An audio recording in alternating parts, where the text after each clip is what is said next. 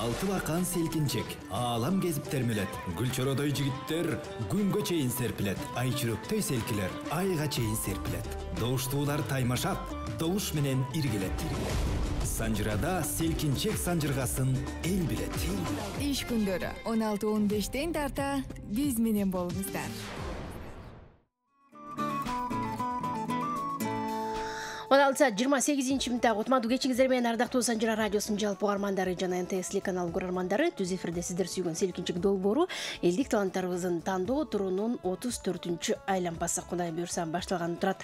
Бүгүнкү 34-чү айлампанын кадырлуу коноктору Ишенбеков Арген жана Данияр кызы Назик. Учурда эки таланттын Кудай буйрса келечекте кыргыз маданиятыбызга чоң салым кошобуз деп билим алып жаткан жаштардан дал ушул эки жашты колдоп коштоп пикир айтам десеңиз, анда катарыбызга кошулуп, добуштарыңыздарды узатыңыз. 57-77-98 сандары адаттагыдай эле кызмат кылып жаткан учурум.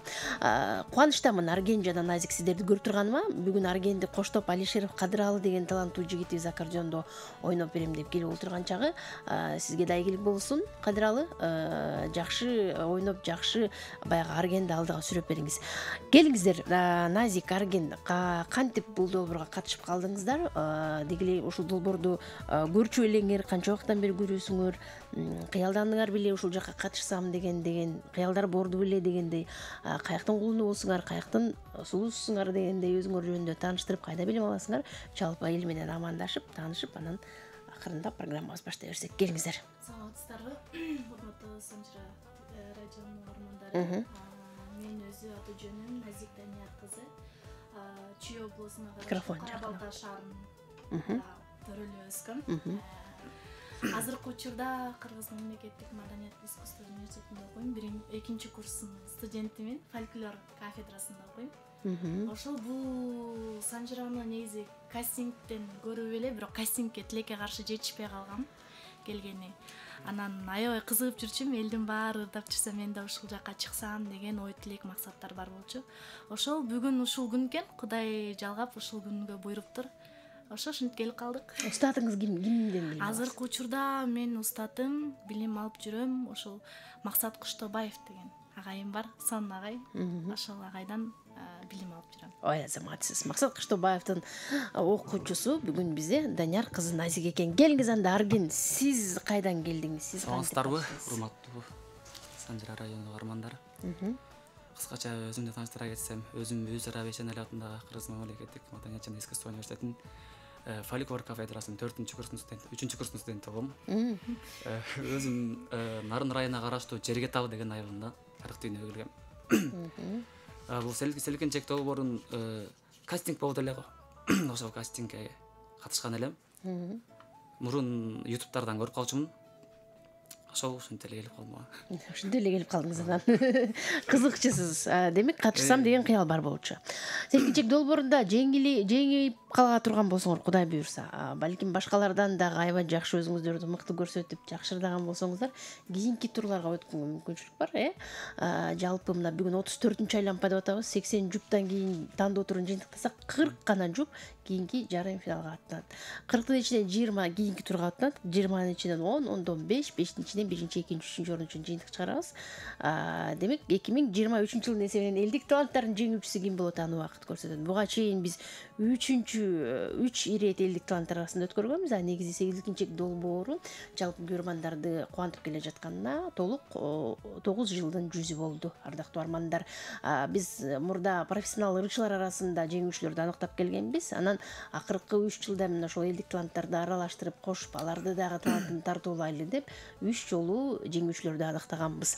Келиңиздер анда, угармандардын тандоосу, каалоосу биз үчүн өтө маанилүү. Андыктан байланышыңыз, чалыңыз, телефон чалыңыз жана таланттарга өзүңүздүн пикириңиздерди айтыңыздар. Кимиңиздер биринчи күйлөнүп, кимиңиздер биринчи күйгө саласыздар? Анда байкебиз баштап берсин. Арген мырза, Келиңиздер анда биз баштап берелик. Андан эсе сиздер үчүн жаздын келиши менен Жолдошбек Мамажанов атабыздын Жазым келчи деген бир мыкты чыгармасы бар эле. Ошол менен баштап берели. Майли, келиңиз.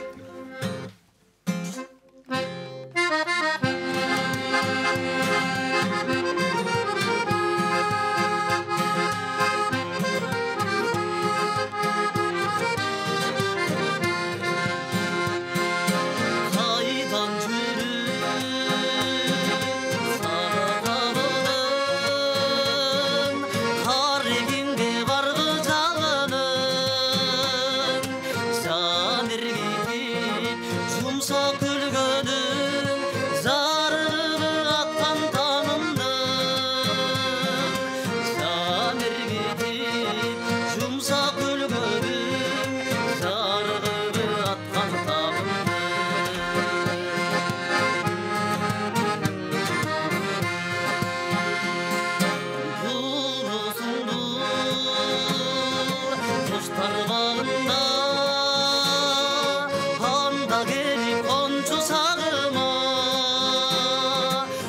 құшағымдан орын берейін күттімеде гүлім сағынан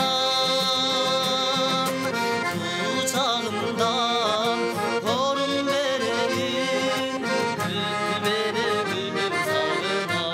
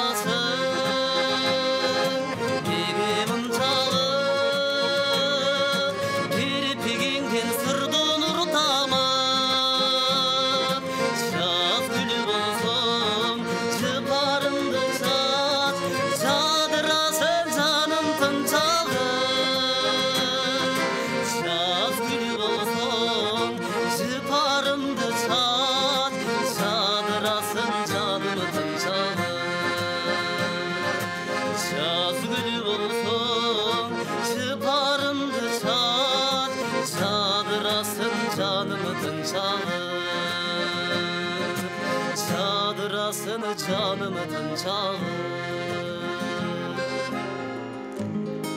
Ey barakeldi azamatsız kol çağlar sizge.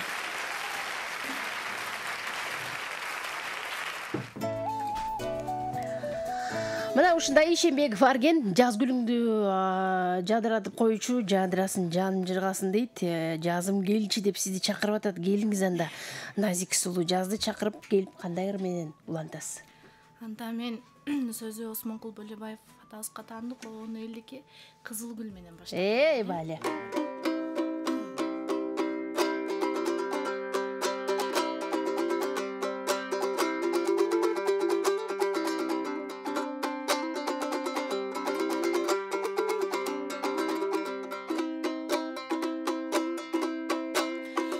Сен кызыл гүл жайнаган,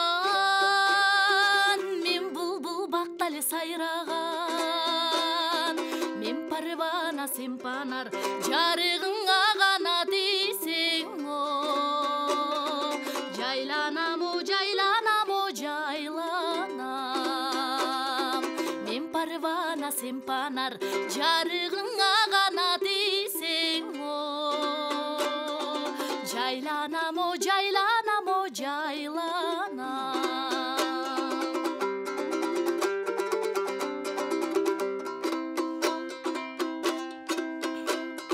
Кылчайып булбул конуга, кызыгам кызыл гүлүңө. Бурулуп кулак сала жүр, булбулдун игана мукаммей. Үнүнө да, үнүнө да, үнүнө. Бурулуп кулак сала жүр, булбулдун игана мукаммей. Үнүнө да, үнүнө да, үнүнө.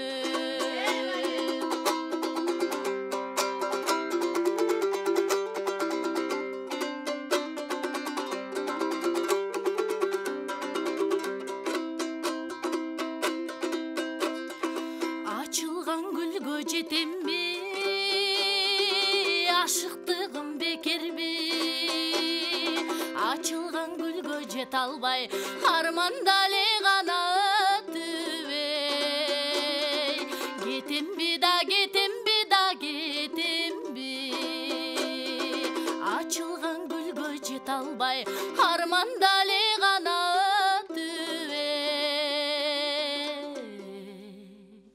Getimbi da, getimbi da, getimbi. Ey barakelди азаматсыз кол чабуулар сизге сонун. Данияр кызы Назикте ушундай жакшы чыгармасы менен ардактуу армандар программабызды улап беришти. Эки талантты колдоп коштоп байлашка чыгам деп келген меймандарга микрофон сунсак. 5777 98 03 112 бул шаарыбыздын коду. Бизде болсо байланышта мейман бар. Саламатсызбы?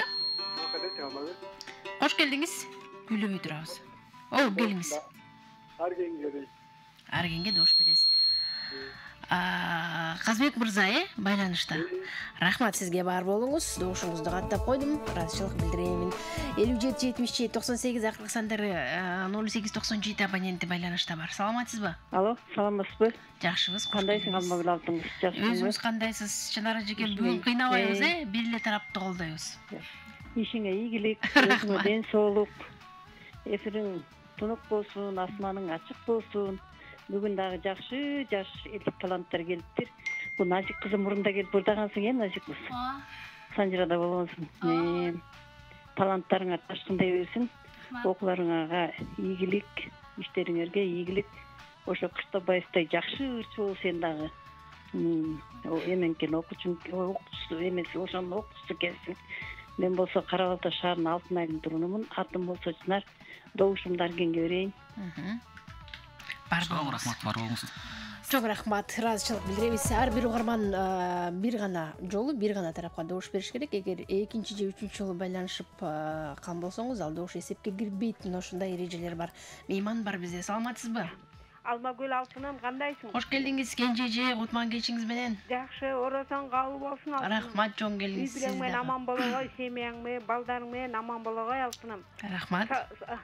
Балама, кызыма саламатсызбы деп саламдашайын. Окуңарга ийгилик, үй бүлөлүк бакыт. Ар дайым бар болгула, кызымдагы баламда жакшырда экен. Мен добушумду кызым берип коеюн, Кенже эжесинин атынан. Бар болуңуз. Бактылуу болгой алтыным. Үнүңдү бийик чыгарып ырдагой алтыным. Бар болгой. Чоң рахмат. Каттап койдук добушуңузду. Данияр кызын Назик деген биздин сулуу кызыбызга. Келиңиз анда Кызыл гүлгө жете албай арманда өтүп кетем дейт. Арген, сиз эмне деп түшүндүңүз? Сизди Кызыл гүлгө салыштырып койдук биз.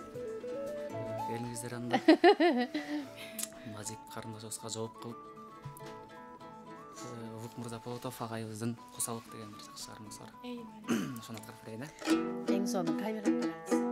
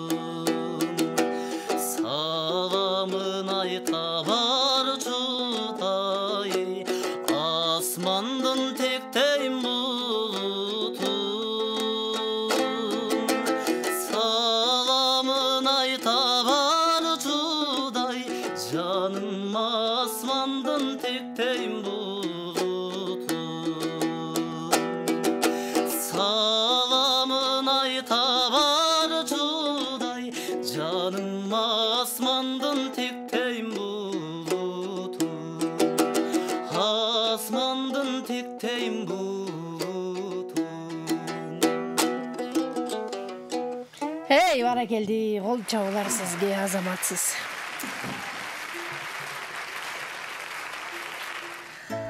Арген мырза баштаганда эле ушундай мындай арыз мүңүн айтып, асмандын карап тиктеп булутун ушундай бир күчтүү бир сезимдердин бири болгон сүйгө кабылганын арман кылып айтып атат. Назик эмне кылабыз эми? Азыр добуштарды угуп коелу. Андан кийин жол узатабыз, мейман бар. Саламатсызбы? Саламатсыздар. Кутман кечиңиз менен? Өзүңүз менен бирге болсун. Жакшы таланттар экен. Мен Ак Бозогодон Мурат кысыма берейин. Жакшы талантты, жакшы кыз экен. Бар болуңуз. Рахмат. Өмүрүңүз узун болсун. Айтаңыз келсин, чоң рахмат. Ыраазычылык билдиребиз. Добушуңузду Данияр кызы Назик деген биздин сулуу кызыбызга узатып койдум. Мейман бар. Саламатсызбы? Алло, Алмайгүл кандай? Жакшыбыз, өзүңүз кандайсыз? Кош келдиңиз. Жакшы, мен сага кечкеле чыга албайаттым 2 күндөн бери. Алдыгы жаш кызга берип койчу. Ким менен жанында отурат. Каралса кыстесин, ошо кызга берип койчу. Назик деген сулуу кыз. Жакшы, сенден башка киши албай сенден аласың. Бар болуңуз, чоң рахмат. Добушуңузду каттадым, келип туруңуз, ыраазычылык билдирем сизге. Ар бир лампада 3төн угарман жана бир угарман бир эле жолу бир гана тарапка добуш бериш керек. Кийинки мейман бар бизде. Саламатсызбы? Саламатсызбы? Жакшыбыз, кош келдиңиз. Алла картмас көрүп болсун. Атыңыз ким? Атым Асан, Таластан келем. Таластан, Асан мырза. Талас калып кетейин деген ойдо болуп атат окшойсуз, Аябай олуттуу чалдыңыз. Рахмат сизге. Добушуңузду Назик сулууга каттап койдум. Мен эми кичине Аргенди кызгантып коеюн деп атам да, Арген. Келиңиз анда, Назик. Кандай кылалы? Анда Арген байкебизге Сагыныч деген чыгарма бар. Кенже эжеке сырдап жүрөт, ошону аткарып берейин.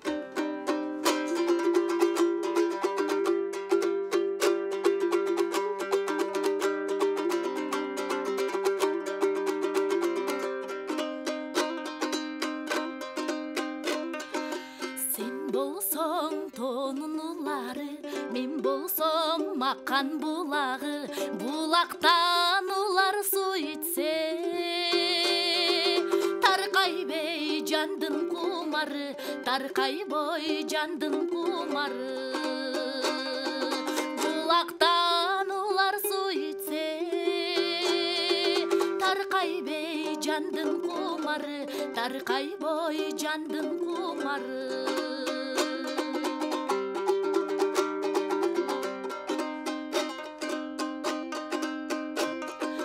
Жазайы жамгыр төккөндө, жазайы сулуу көктөмдө, элжиреп кетти жүрөгүм. Алгачкы эле жолу көргөндө, алгачкы эле жолу көргөндө, элжиреп кетти жүрөгүм. Алгачкы эле жолу өпкөндө, алгачкы эле жолу өпкөндө.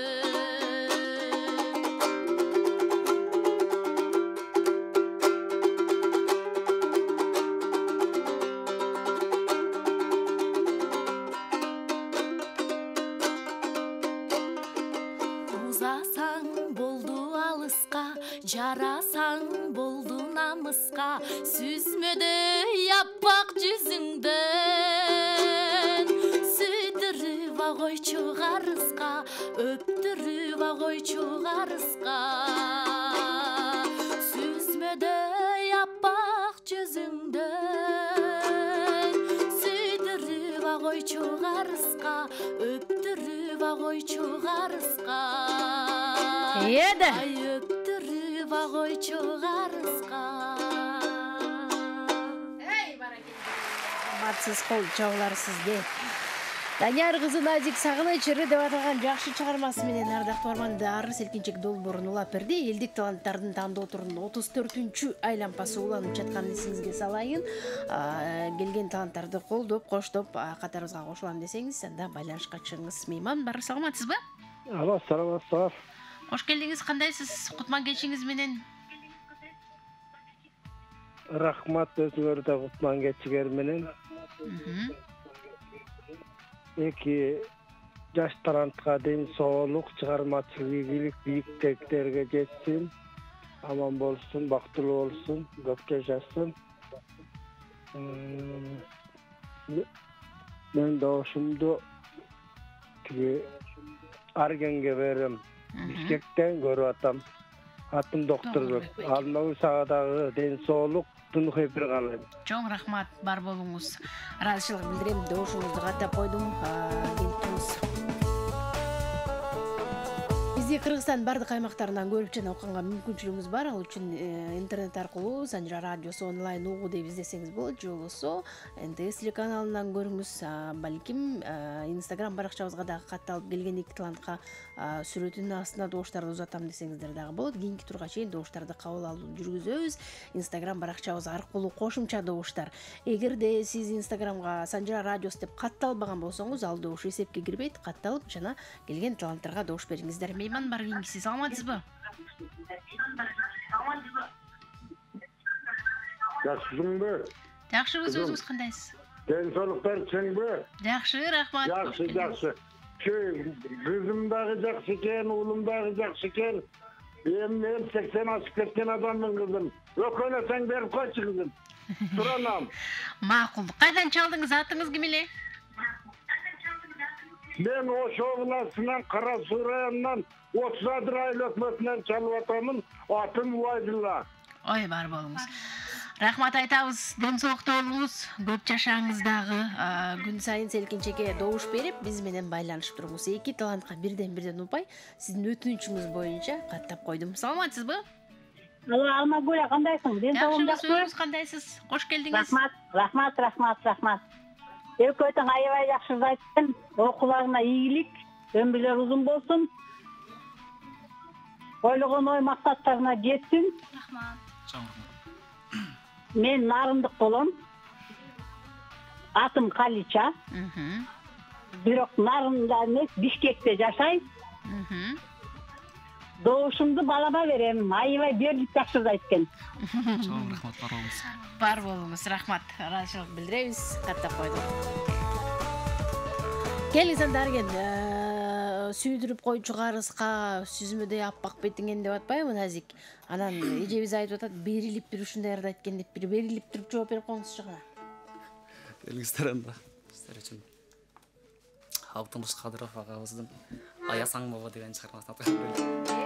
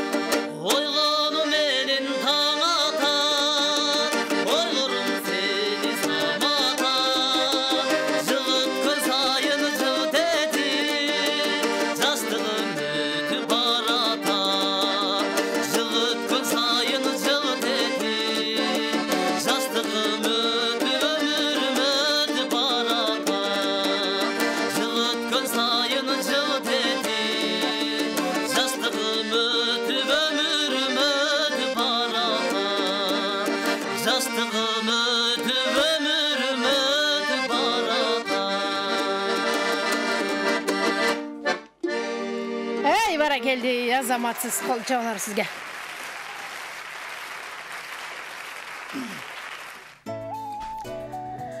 Мына ушундай жакшы чыгарма Алтымыш Кадыров агайыбыздын дагы бир керемет чыгармасы, жаштыгым өмүрүм өтүп баратпайбы деген мындай ойлорду камтыган жакшы биздин Арген. Азыр деле жашсыз, өтө эле кайгыра бербеңиз. Баары жакшы болот, назик, өзү жакшы кыз көрүнүп турат. Көрдүңүзбү? Мындай шайыр экенин, ачык көңүл экенин, жакшы келин болгудай да негизи. Жакшы аракет кылыңыз ал үчүн. Мейманыбыз бар. Саламатсызбы? Алло, саламатсыңарбы? Кош келдиңиз. Мен угатабыз, атыңыз ким, кайдан чалдыңыз? Бишкектен чалып атам. Атым Жылдыз. Мен уулума берем. Аргенге добуш атасыз.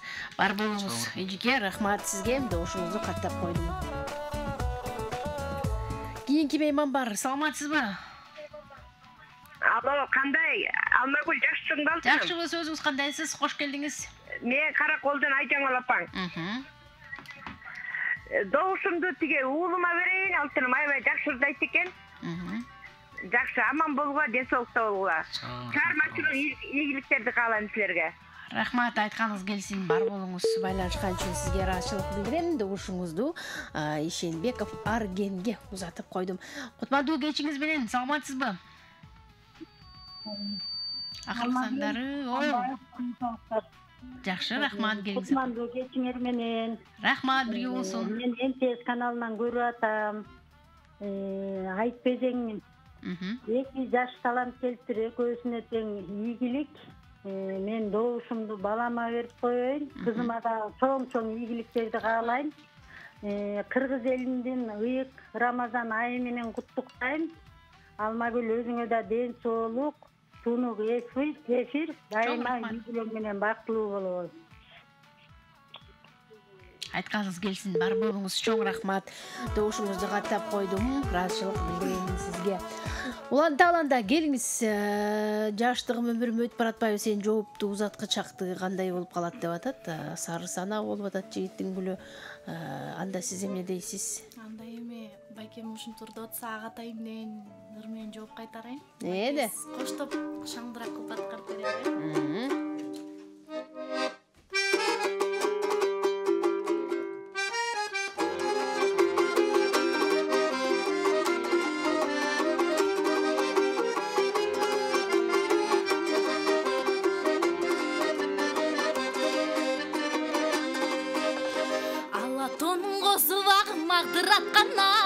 Ағатайым қабағының ашылбаған ай, қабағыңдан айландым ағатайым ай, елде жүргім бір өні сағынасың ай, қабағыңдан айландым ағатайым ай, елде жүргім бір өні сағынасың ай. Көкөйнөктің етегінен желбіреген ай, ағатайым жүрегінен ел жүреген ай, жүрегіңден айландым ағатайым ай, елде жүргім бір өні сағынасың ай, жүрегіңден айландым ағатайым ай, елде жүргім бір өні сағынасың ай.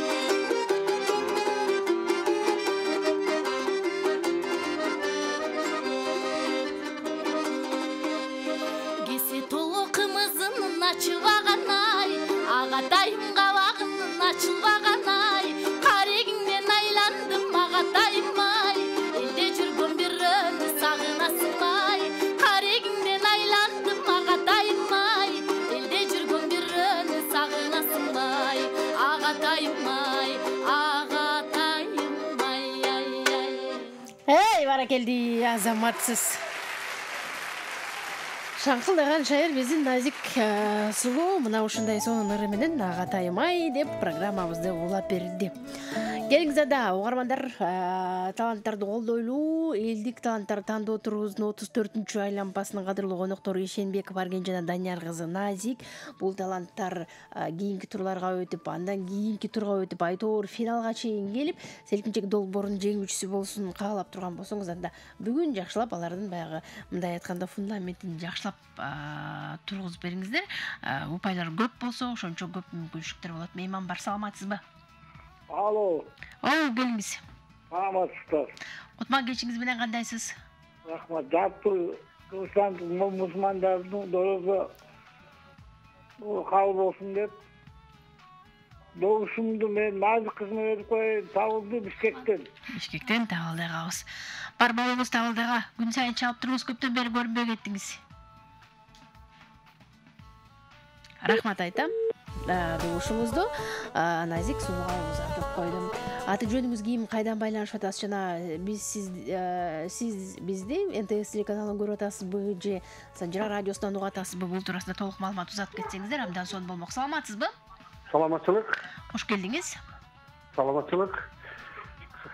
Мен көрүп отурам ушул сиздин передачаңызды. Рахмат, жакшы. Алда мен добушумду Назик кызыма берип койсом эле. Сиздин атыңыз ким эле? Султанбек. Мен Султанбек Карабалтадан чалып атам. Карабалтадан Султанбек мырза. Чоң рахмат, бар болуңуз. Султанбек мырза, келип туруңуз. Карабалта жергесинде бизди сыналгыдан көрүп аткан угарманыбызга ийгилик каалап коебуз. Саламатсызбы? Саламатсыздарбы? Кош келдиңиз, эжеке, кандайсыз? Барыңыздарды орозо Рамазан айы менен куттуктап кетейин. Рахмат. Эфирден НТСтен көрүп жатабыз. Аябай жакшы, жаштардын коштоосунда жакшы концерт болуп жатат. Сиздерге чоң рахмат. Мен добушумду бул Назик кызга берейин дедим эле. Азыр эле күйгүздүк, үнү дагы жакшы экен. Жигитке да ийгилик каалайбыз. Бар болуңуз, рахмат. Каттап койдук добушуңузду, ыраазычылык билдиребиз сизге дагы. Азырынча дал ушундай добуштар программабыз уланта берели. Анда кабагыңдан айландым, агатайым ай дейт. Кабагыңызды ачып коет окшойсуз эрген. Кабагыңызды ачып бир күлүп коңузчу биздин Назикке карап. Караңызчы, Назик кандай өзү жаркыраган кыз, күлүп эле турат. Анда сиз эмне дейсиз? Келиңиздер анда Назик карындашыбызга жооп болуп. Уя албаңыз. Ысбай атабыздын сагынуу деген бир мыкты чыгармасы бар.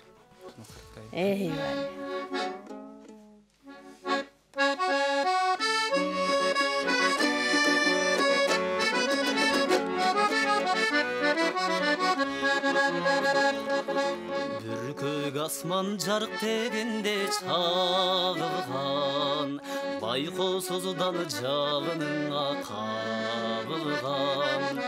Бүтер кимди курча багып махаббат, жалгыз сенин элесиңе жамынган. Азыр мен да ойгоп сени жатамын, ошол күндөр бүткөнүңдү канымда.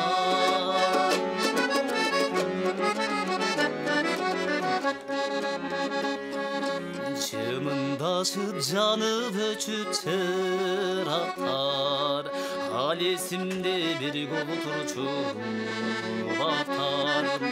Жүрөктөрдүн кагышкан тың чачын, алыс калды алма жытту турактар.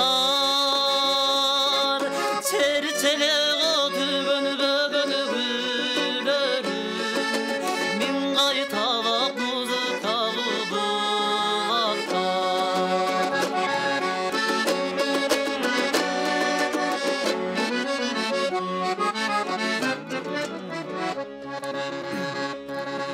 Таппай такыр махаббаттын айласын, сагындым мени жолукчу күн айбашын.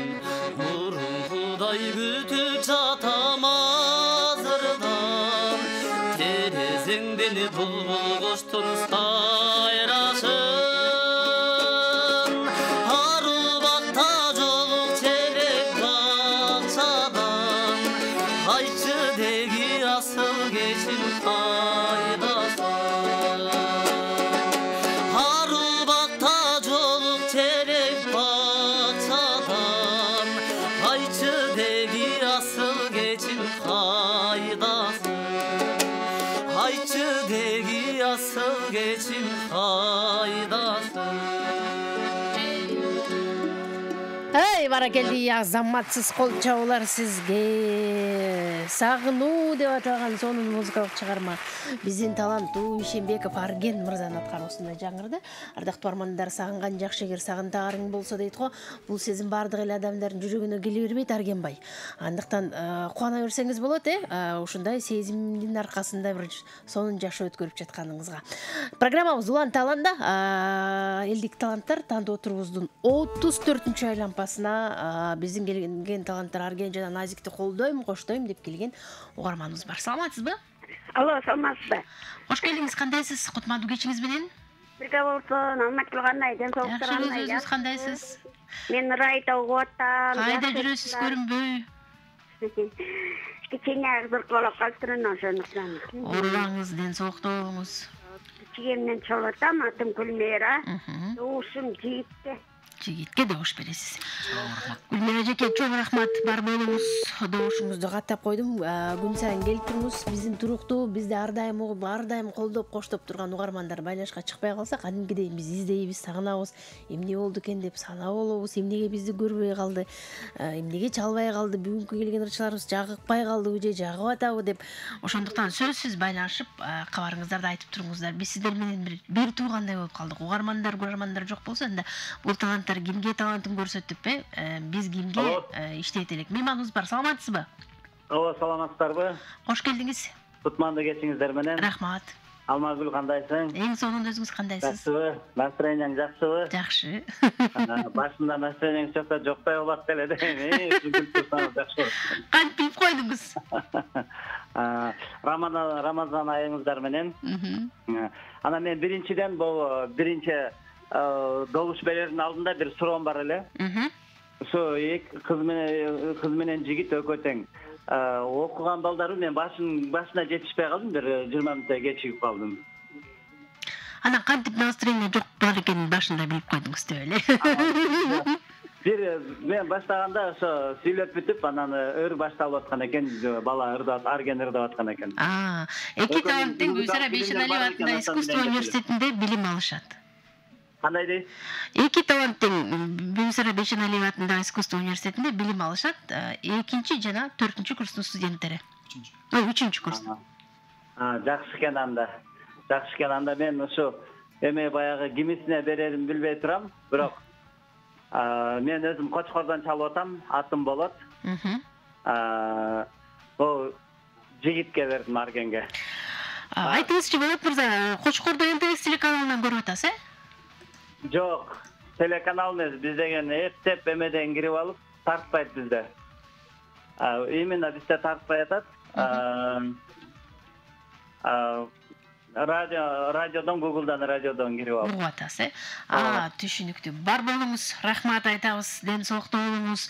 Кочкор жергесине салам айта барыңыз, добушуңузду Арген мырзага каттап койдук. Ушундай бир көрсөтпөй атса дагы, болбой интернетте инсасын бирдигин коротуп, анан онлайн кылып алып угуп аткан угармандарга өтө ыраазычылыгымды билдирем. Мейман бар, саламатсызбы?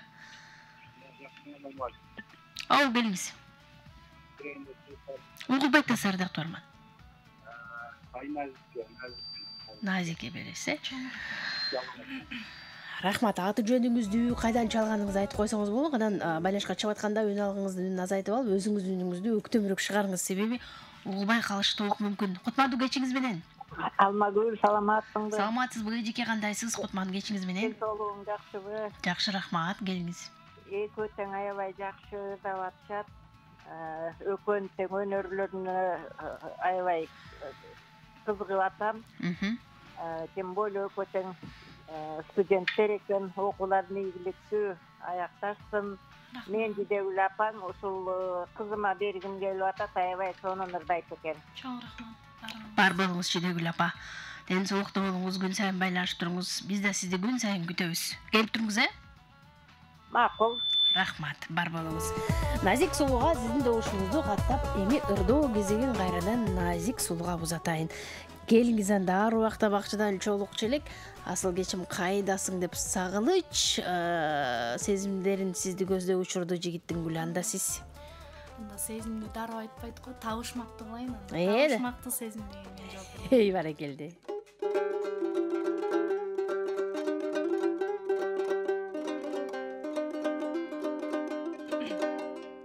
Жаз күнүндө жамгыр төксө иримдеген,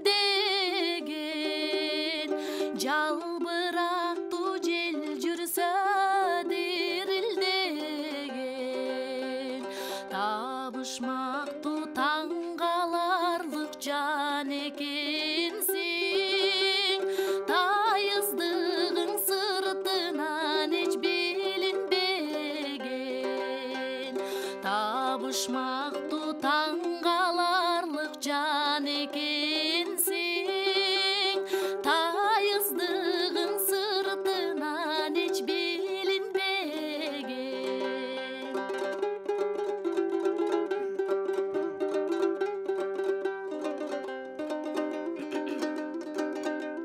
Шамал болып бұлыттар ай көчіп тұрған, шам чырақты бір жанып өчіп тұрған, ағалбаған шарқырап бір нұқ менен, арықтағы су белең сен наргем бұрған, ағалбаған шарқырап бір нұқ менен, арықтағы су белең сен наргем бұрған.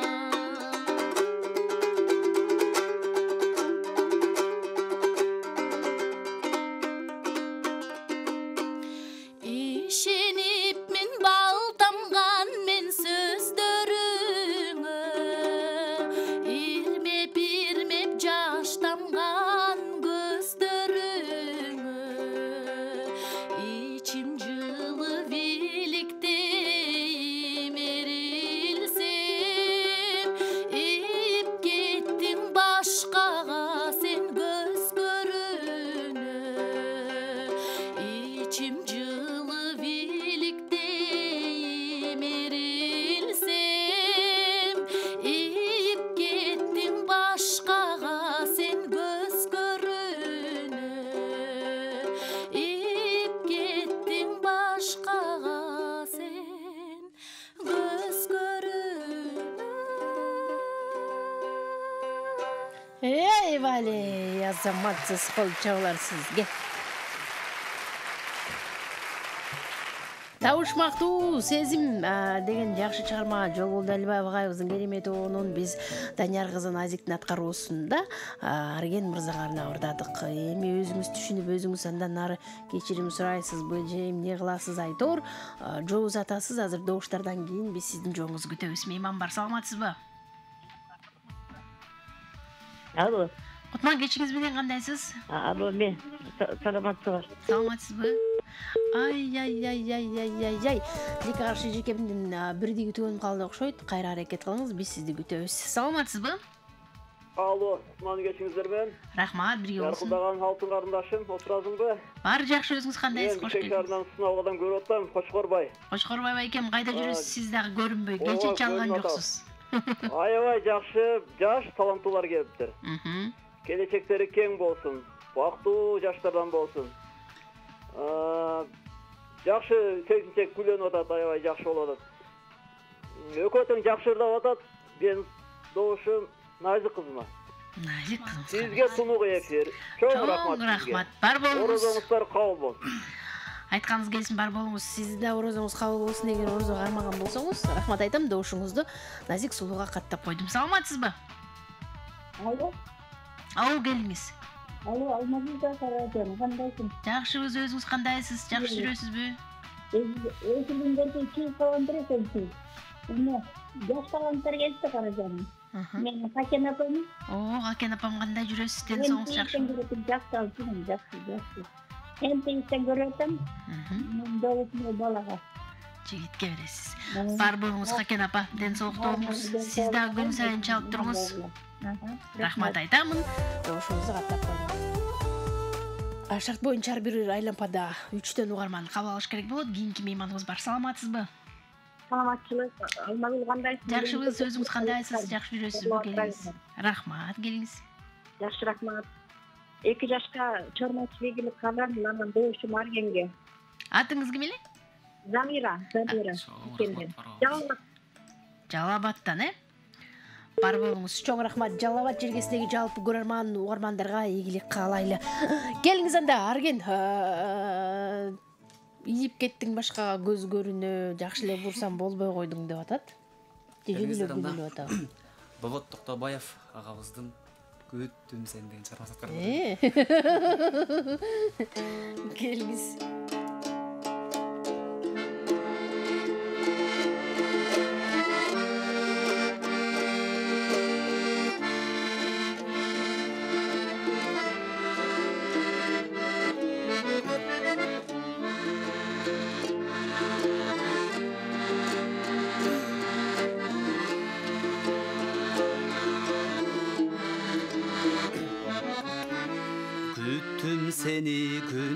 батқандан таң сүріліп атқанша жеңелерің уясынан суны көздөй басқаныча күттім сені қайда жүрдің кімден қалың қармадың емне мұнша жаудыратып емне мұнша алдадың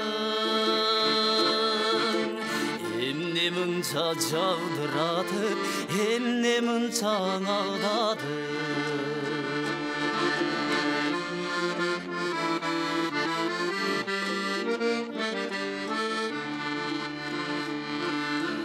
күттім сені күн батқандан таң сүріліп атқанша үйкі келіп ұясына ұйқы сұрап жатқанша күттім сені жылдыз тарап жалғыз шолпон қалғанша жылқычылар үйің көздөй ес алуға барғанша жылқычылар үйің көздөй ес алуға барғанша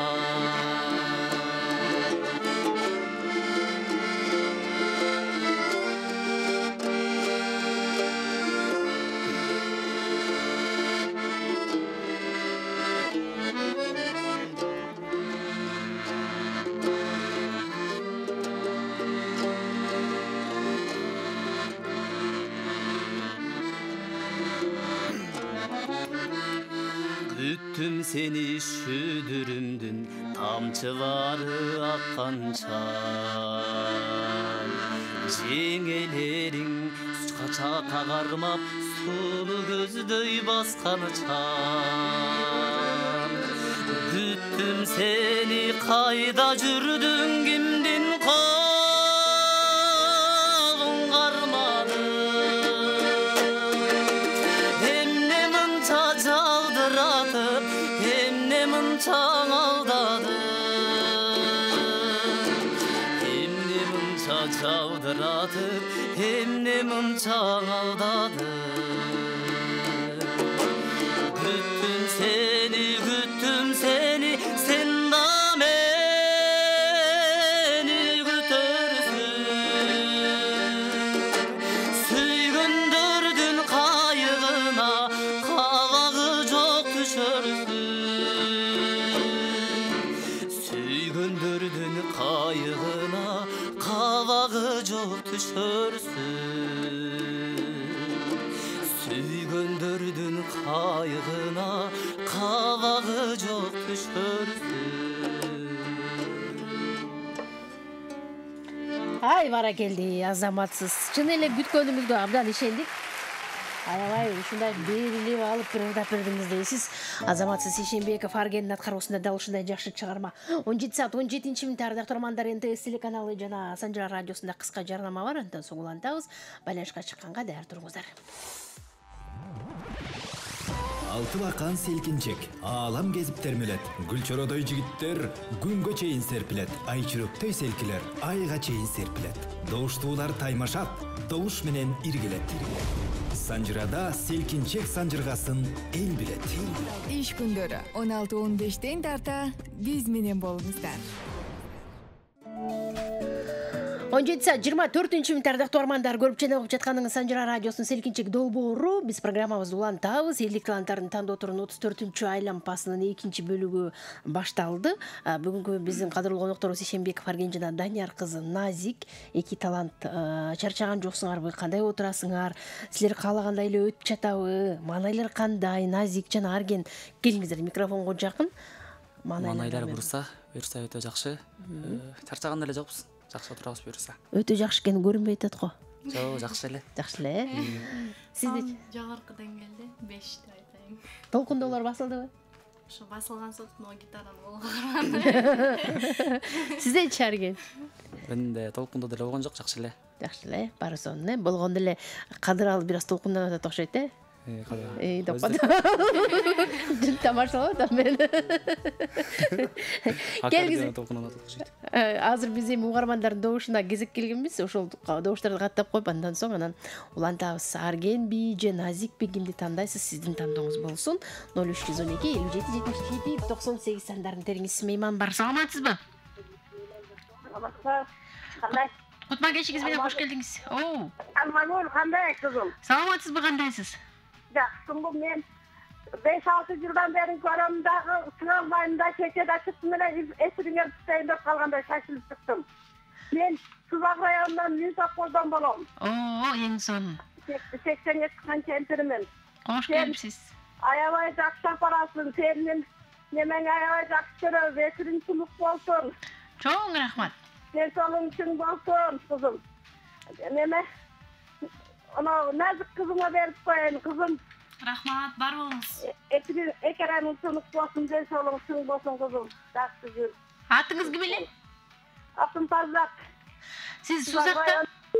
Ай, бирди төгөнүп калды угарманыбыздан. Көрүп атасызбы НТС телеканалынан же Санжара радиосу аркылуу атасызбы деп маалымат сурайын дедим эле. Эмнегедир угарманыбыз бирди күтүнүп калды окшойт. Бар болуңуз, рахмат айтабыз сизге. Саламатсызбы? Саламатчылык, кандайсыңар Санжара? Жакшыбы, сөзүңүз кандайсыз? Динара жекем, кандай жүрөсүз? Ден соолуңуз жакшыбы? Жакшы, Кудайга шүгүр. Бүгүнкү жаштарды Рамазан күнү менен куттуктайлы, орозо болсо орозолор кабыл болсун. Анан чыгармачылык жолдо жүргөн жаштар экен, ондор дагы аябай уккулуктуу, экөөнүкү тең. Сизге жагып атат, ден соолукта болушсун. Анан упайыбыз Аргенге. Аргенге. Эмнеси менен жакты сизге Арген? Оғондор мындай ырдаган оғону кооз чыгып атат. Кооз чыгып атат, Аны үстүнө 4 күнүм экен. Ойбай. Рахмат, бар болуңуз. Башында айтпай коюш керек болчу ким каяктан экенин, Ушундай бизде кыргыздар тууган жылбыз, 4 күнчүлбүз да ушундай башталат да. Ошон үчүн программабыздын соңунда айтыш керек экен кийинки чыгарылышта. Саламатсызбы? Саламатсызбы. Кош келдиңиз. Жақсыңарбы? Жакшыбыз апа. Бары сонун келиңиз. Анан үй-бүлөбүз менен көрүп жатабыз, түзөтүр. Ошол 2 жаштар телевизордон көрүп турабыз түзөтүрдү. Энди ошондо Аргенге берем. Бар болуңуз. Чоң рахмат. Ишенбеков Аргенге сиздин добушуңузду каттап койдум.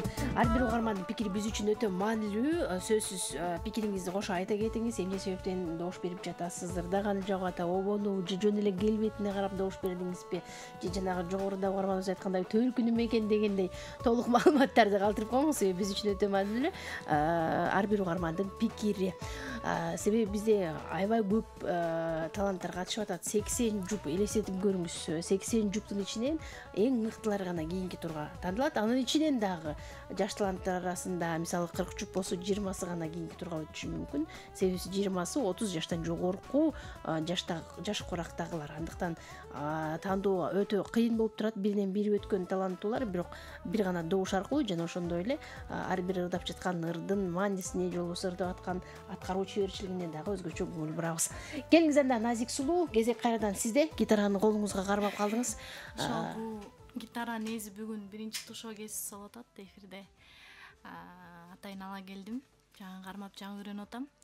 Ошол анда сулуулар кайдан жаралат деген. Өзү Арген байкеси да сулуу экен.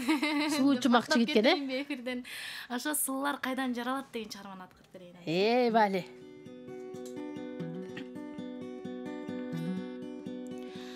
Алчадай жүзүң мөлтүрөп, ар кандай ойго келтирет, алдырдан күлүп карашың адамды гана өлтүрөт. Көчөңдү бассам аралап, баса албайм сага каралап, айтчы жаным сен өңдү, сулуулар кайдан жаралат, буралса белиң миң бурап, булак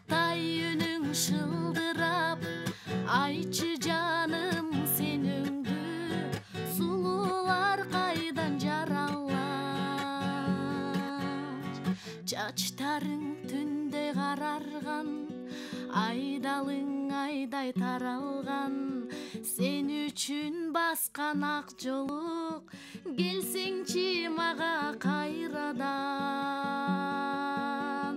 Көчіңді бассам аралап, баса албайым саға қаралап, айтшы жаным сеніңді, сұлулар қайдан жаралат, бұралса белің мен бұрап, бұлақтай үнің шылдырап, айтшы жаным сеніңді, сұлулар қайдан жаралат.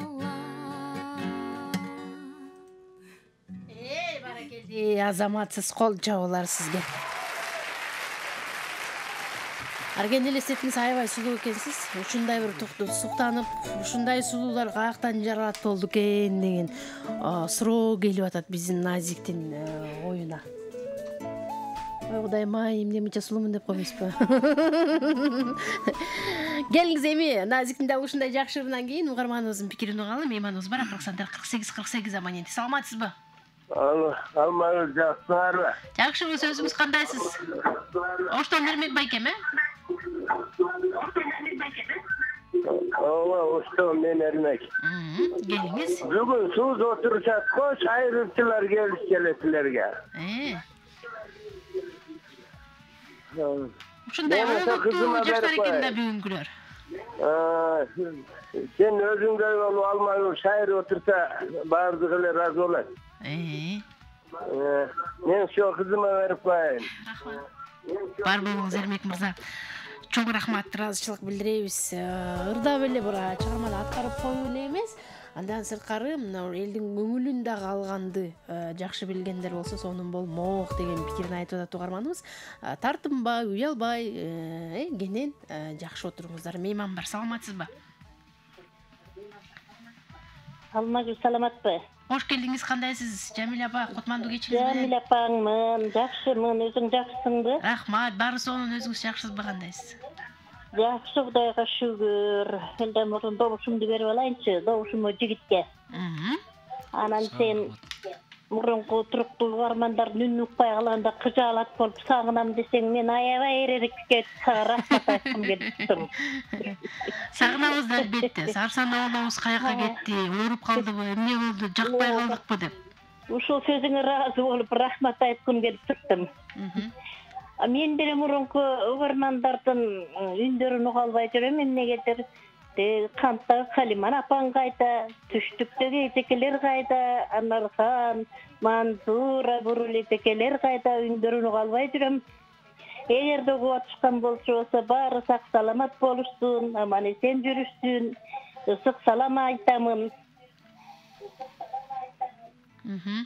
Бар болушсун бары. Рахмат Алмагүл сага. Рахмат, бар болуңуз. Айтканыңыз келсин. Рахмат, ыраазычылык билдиребиз. Добушуңузду каттап койдум. Келип туруңуз. 57-77-98 кийинки мейманыбыз бар бизде. Бүгүнкү келген Арген жана Назике колдоо көрсөтөбүз, пикирибизди айтабыз, добушубузду узатабыз деп келген угармандарды кабыл алабыз. Эгерде бүгүнкү күндүн эсебинен байланышка чыга албай жаткан болсоңуз, анда Санжар радиосунун Instagram баракчасына катталыңыз. Дагы келген эки таланттын сүрөтүнүн астына өзүңүздүн добушуңузду узатыңыз. Добуштарды кабыл алуу кийинки турга чейин жүрөт, андыктан Instagram баракчасынан күн сайын добуштарды берип турганды унутпаңыздар. Бир угарман бир эле жолу добуш бериш керек. Балким бир катталуучу бир гана добуш берет Instagramдан. Анан катталбай жөн эле жазып койгон болсоңуз добуштар ал эсептелбей калышы мүмкүн. Андыктан сөзсүз жазылып катталганды унутпаңыздар. Акыркы сандары 4109 абоненти эмнегедир алыстап кеттиңиз, көпкө күтүп калдыңыз окшойт. Кайра байланышсаңыз болот, биз сизди күтөбүз. Бүгүнкү 34-чү айланпанын кадырлуу конокторуна пикир айтам деген кийинки мейман бар. Саламатсызбы? Алло, саламатсыңар Алмагүл. Жакшыбыз, өзүңүз кандайсыз? Кош келдиңиз. Мен Бишкек шаарынан Бурул апаң.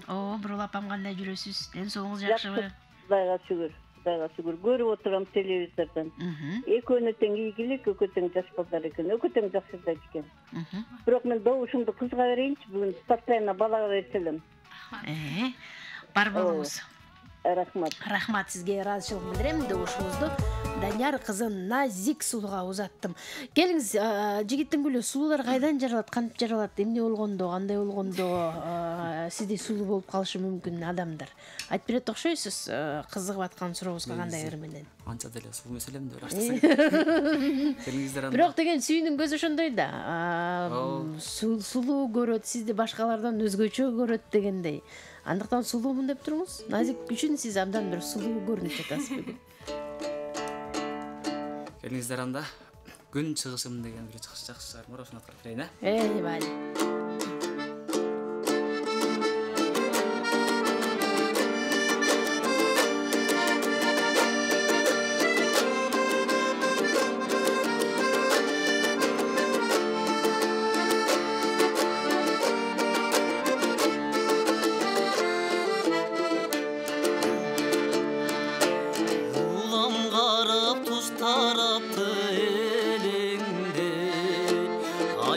Sözdü min qaytağa belinde Günü çıgışım seni bütün zarığın Anıq bele aytkan sözün gelende Anıq bele aytkan sözün gelende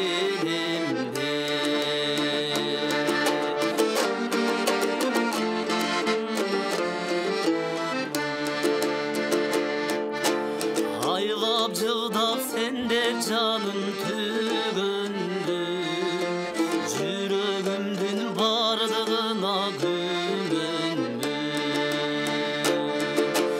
Koldu siltep ketip kalma sebebi Bozu sende min katın kanı jügündü Bozu sende min katın kanı jügündü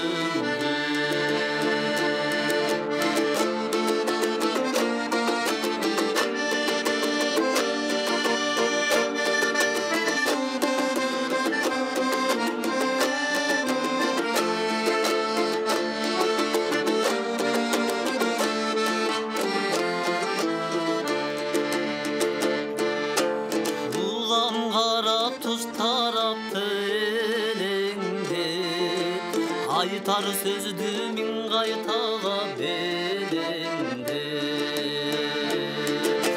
Günü çıgışım sağa degen mağabat Jürögüme batıp barat derende Jürögüme batıp barat derende Çıgışım sağa degin mağabat Jürögüme katıp arat derengde Jürögüme batıp arat derengde Jürögüme batıp arat derengde Hey, barakeldi, azamatsız kol çabalar sizge. Ишенбек Фарген да ушундай күн чыгышым деп айтылган сонун чыгарманы аткарып, биздин Назик сулууну күндүн чыгышына салыштырып, сонун бир чыгармасын аткарып берди. Азыр угарманыбызды каттап коелу, андан соң улантабыз. Акыркы сандар 1976 абонентибизде байланышта. Саламатсызбы? Кутман кечиңиз менен кандайсыз? Келиңиз. Рахмат. Мен Бишкектен угуп атам силерде. Кайсыл жактан? Бишкектен. Атыңыз ким? Атым Канат, угуп атам сиздерде. Кубанычтабыз, Канат мырза, келиңиз. Эки талантка тең тазен, мен добушумду жигитке берейин. Жигитке добуш бересиз. Чоң рахмат, бар болуңуз. Байланышкан үчүн рахмат айтам. Добушуңузду каттап койдум. Келип туруңуз 57-77-98 кийинки мейман бар. Саламатсызбы? Саламатсызбы. Кандай Алмашка? Жакшыбыз, өзүңүз кандайсыз? Кош келдиңиз. Баары сонун келиңиз. Эң сонун келиңиз. Бүгүнкүлөрдөгү жаш эмелер экен.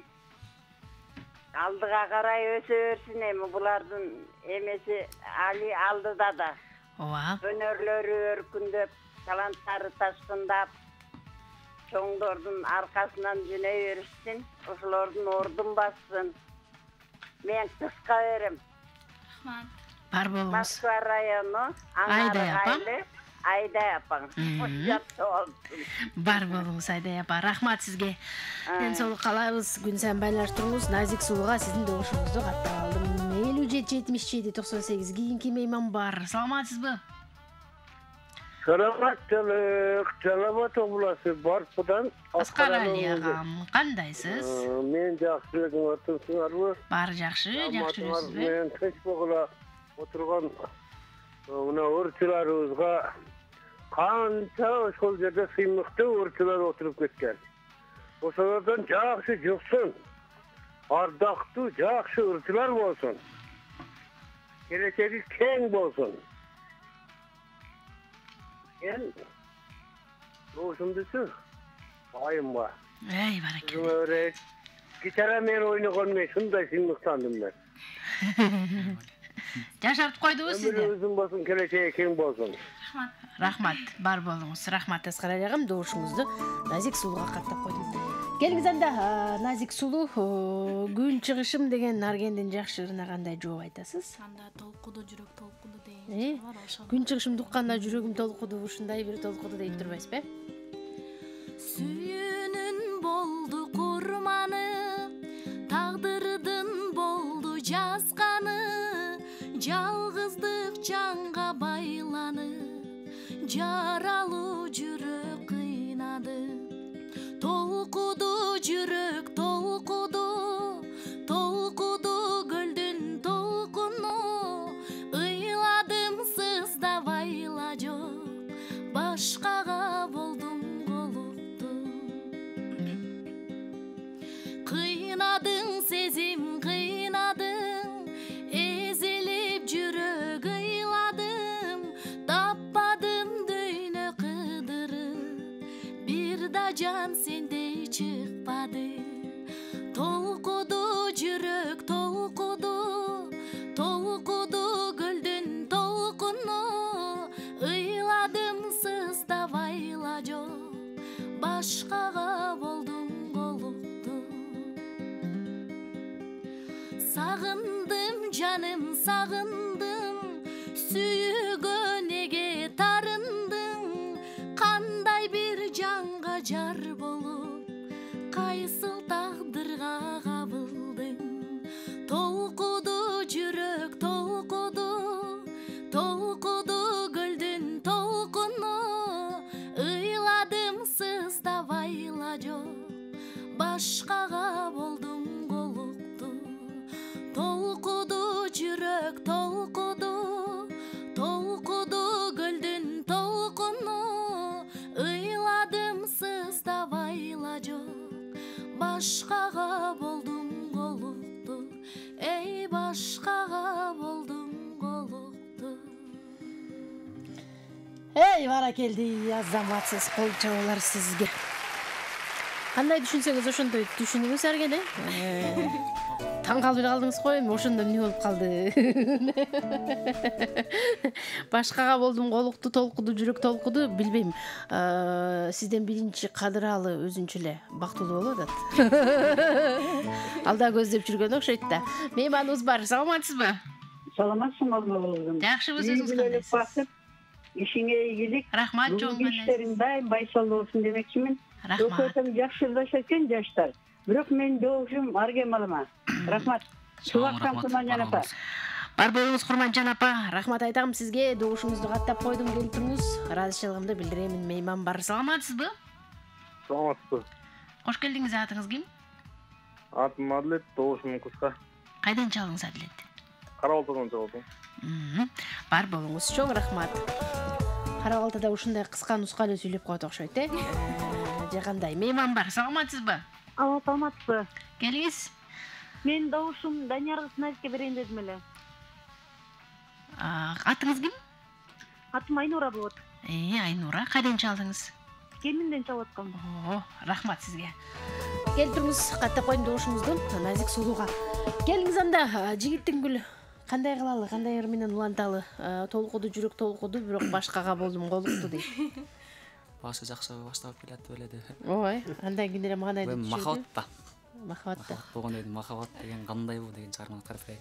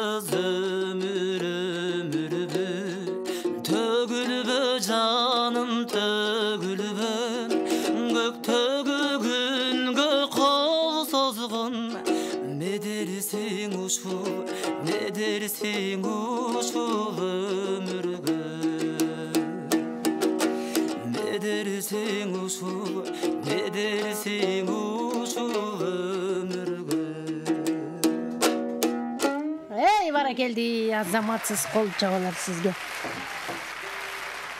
Махабат деген ушундай экен, айла жок, эмне кыларымды билбей турам деген жооп болду окшойт. Себеби убакыт дагы соңку мүнөттөрүнө келип калбадыбы? Азыр биздин Назик жыйынтыктоочуларды ырдап берет. Ага чейин угармандардын соңку бул күн эсенен байланышка чыккан соңку бактылуу 3 угарманыбыздын добушун каттап койгул. Себеби бул сааттарга жетишпей байланышка чыга албай калган угармандар да аргын болуш керек. Аларга айтарым, Instagram баракчабыздан эгер бүгүн добуш бере албай калсаңыз, Instagram аркылуу добуш жазсаңыз болот. Ал үчүн Санжира радиосу деп издеңиз. Мейман бар. Саламатсызбы? Саламатсыздарбы? Отмадуу кечиңиз менен кош келдиңиз. Бишкек шаарынан чалып жатабыз. Жакшы болот. Атыңыз ким? Атым Бурул. Добушубузду кызга беребиз. Назик кызга. Бар болуңуз. Чоң рахмат. Каттап койдум добушуңузду. Келип туруңуз. Эми эки угарманда мүмкүнчүлүк бар. Ал үчүн дароо байланышка чыгыңыздар. Саламатсызбы?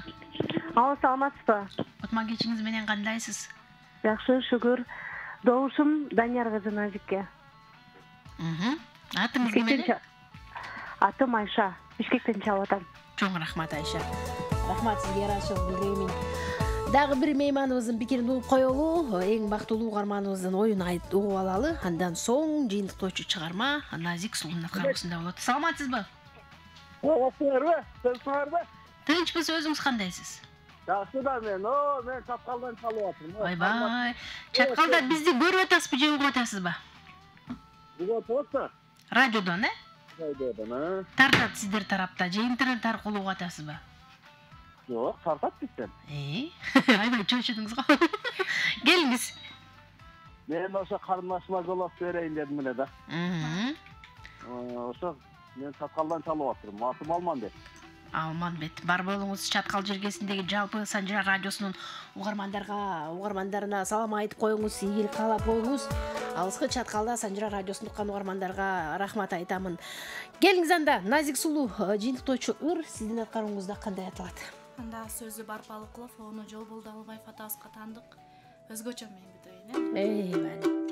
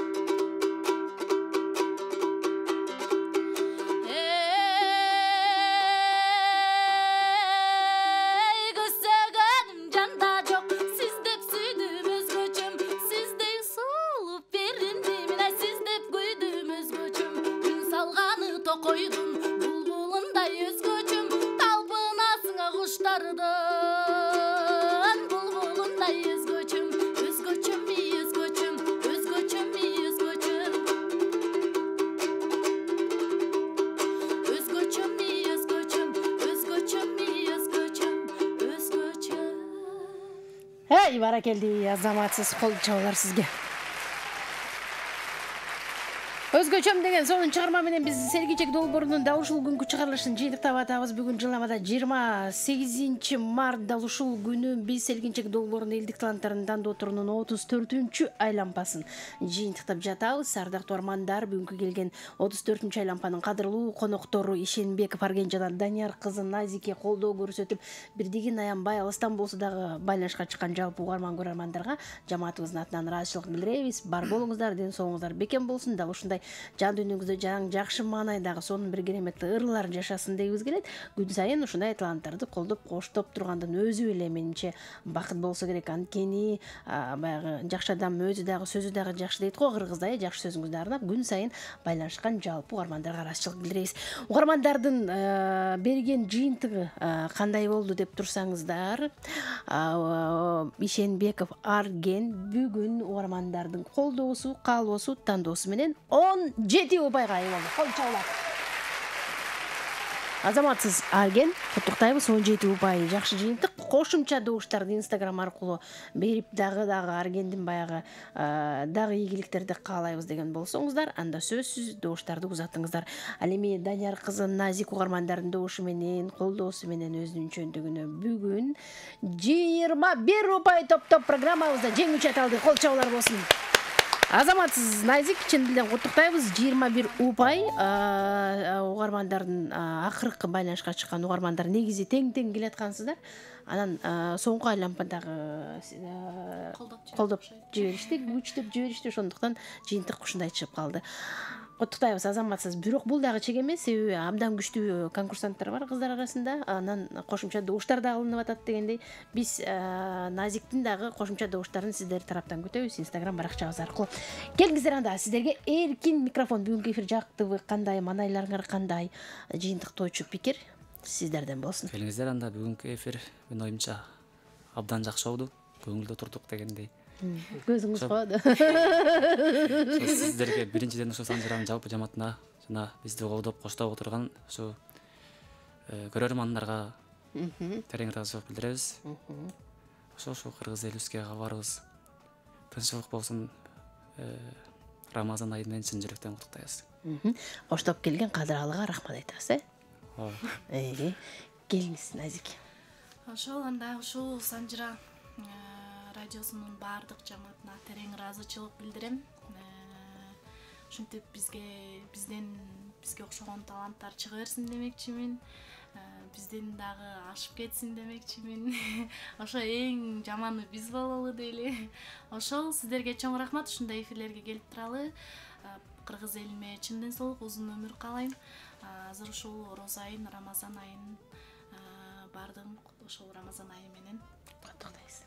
Азаматчылар бар болгула. Ишенбеков Арген жана Данияр кызы Назик таанып жүрүңүз. Кийинки турларда колдооңузду дагы деле узата бериңиздер Instagram баракчасы аркылуу. Дагы бир жолу айтайын. Анан ийгилик каалайм. Эми күтүңүздөр, жакшылыктан үмүтүңүздөрдү үзбөңүздөр. Кийинки турга келип калышыңыздар да, келбей да калышыңыздар мүмкүн. Анын себебин мен айта албайм. Себеби абдан көп катышуучулар бар. Жыйынтык боло элек, алдыда дагы 40тан ашык жуп бар экен, эсиңизге салайын. Ошол 40 жуп жыйынтыкталгандан кийин анан упайларга жараша биз кийинки турга тандап алабыз. Жакшылыктан үмүт үзбөй, жакшы репертуар тандап даярдана бериңиздер, даярдыкта жүрүңүздөр дейли. Ардактуу армандар, көрүп жатканыңыз Санжыра радиосунун Селкинчек долбоор элдик таланттардын тандоо турун бүгүн биз 34-чү айланбабызды жыйынтыктап жатабыз. Көргөнүңүз НТС болсо, укканыңыз Санжыра радиосу болсун. Мен сиздер менен бул күн нерсе менен коштошом. Атым Алмагүл. Эртең кайрадан эфир толкунда амандашкан чакта жакшы туруңуздар. Алтыбақан селкинчек, аалам кезип термелет. Гүлчородой жигиттер күнгө чейин серпилет. Айчүрөктөй селкилер айга чейин серпилет. Добуштуулар таймашат, добуш менен иргилет. Санжырада селкинчек санжыргасын эл билет. Иш күндөрү 16-15 тарта биз менен болуңуздар.